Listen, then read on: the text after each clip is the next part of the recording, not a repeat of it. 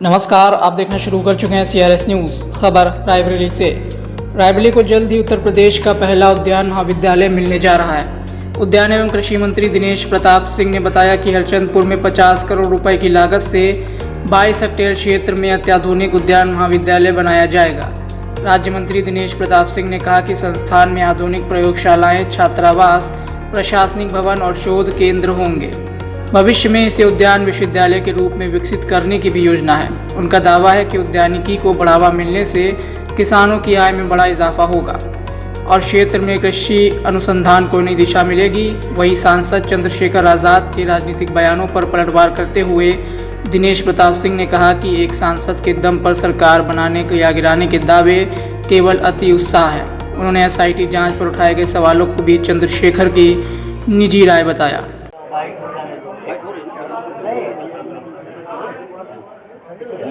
मंत्री जी, रायबरेली को बड़ी उपलब्धि मिलने जा रही है, क्या उपलब्धि है और ये कैसे काम करेगा?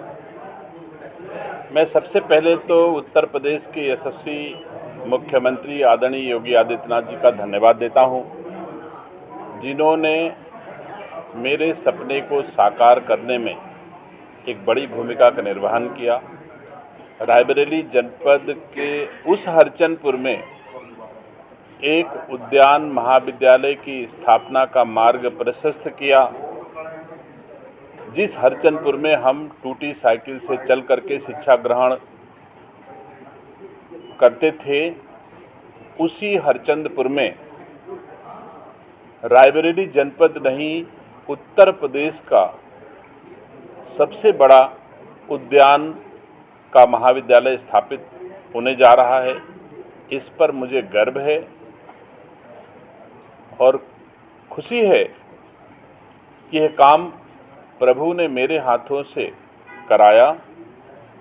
लंबे अरसे तक यह पहचान बनी रहेगी, पीढ़ियां हमारी इससे लाभान्वित होंगी।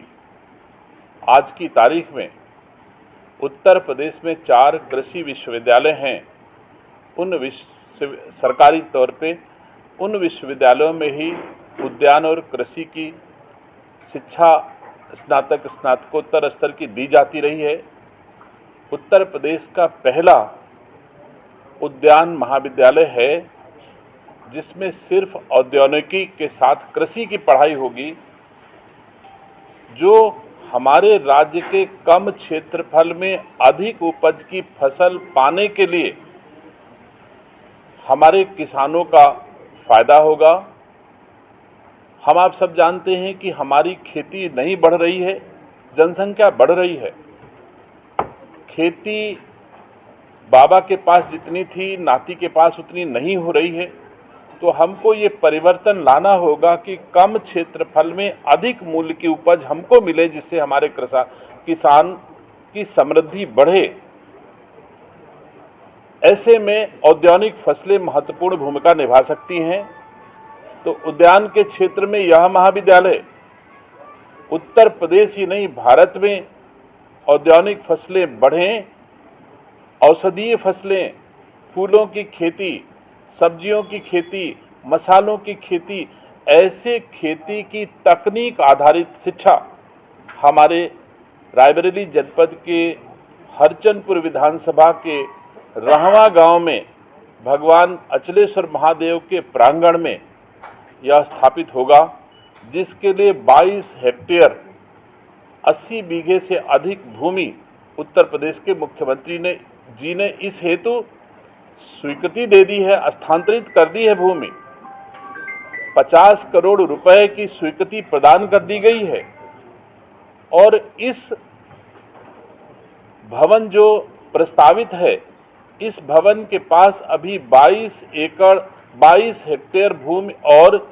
सुरक्षित है, जो कभी इस महाविद्यालय के काम आएगी। तो यह सपना कभी बड़ा हो सकता है। आज महाविद्यालय की हम नींव रख रहे हैं, एक दिन यह उद्यान विश्वविद्यालय बनकर खड़ा होगा। यह सपना भी लगता है हम पूरा कर पाएंगे, क्योंकि आसपास की भूमि भी कृषि विभाग की है, जो कृषि और उद्यान के क्षेत्र में राज्य के किसानों की समृद्धि के लिए कितना भी विस्तार की आवश्यकता हो, भूमि वहाँ मिल सकती है। तो इस प्रकार उद्यान महाविद्यालय स्थापित होते ही उद्यान विश्वविद्यालय का सपना भी साकार होगा, ऐसा मैं महसूस कर सकता हूँ। और मेरे लिए ये भावनात्मक विषय है। मैं 2 साल से मेहनत और परिश्रम कर रहा था।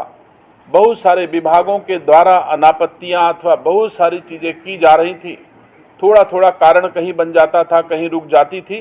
कुल मिला के दौड़ते भागते हुए ये इतिहास हमने प्रभु की कृपा से, रायबरेली के लोगों के आशीर्वाद से बनाया कि उत्तर प्रदेश का पहला उद्यान महाविद्यालय और पहला उद्यान विश्वविद्यालय बनने की ओर भी पहला कदम होगा, जो एक बड़ा संस्थान है।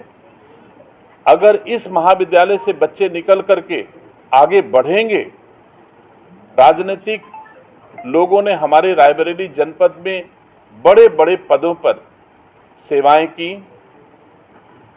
बहुत सारे लोगों ने प्रधानमंत्री और सुपर प्रधानमंत्री तक के पद भी हासिल किए।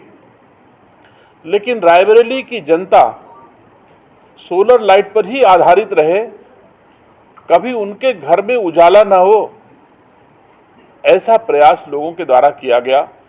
और मेरा प्रयास, किसी नेता की सोलर लाइट की जरूरत नहीं है। हर हरचंदपुरवासी, हर रायबरेली के घर के भीतर उसका बेटा लायक निकल जाएगा तो आंगन में स्वयं उजियार हो जाएगा। इस कल्पना के साथ इस सपने को देखा मैंने और आज साकार हुआ, इसलिए यह मेरे लिए ऐतिहासिक क्षण है। मैं रहूं न रहूं, लेकिन इतिहास साक्षी है।